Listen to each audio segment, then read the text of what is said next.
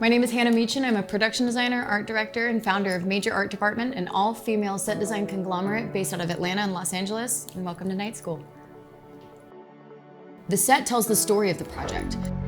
The set complements the artist, complements the song, complements the person in the interview, in the commercial, in the movie, in the TV show.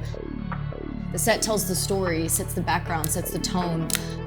It's super important to be able to look at a project and be able to pull your own style into it while complementing and enhancing the story that's trying to be told by the director or by the artist.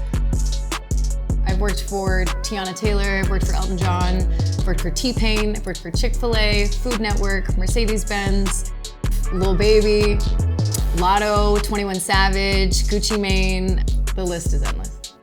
Still to this day, it doesn't feel like a job.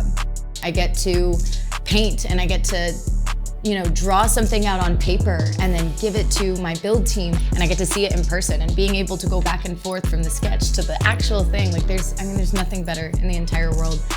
It's something that, happens way in advance. When the project kind of comes to light, directors, when they're writing treatments, one of the first things they think about is, okay, where is this gonna be? What is the setting? We built the setting.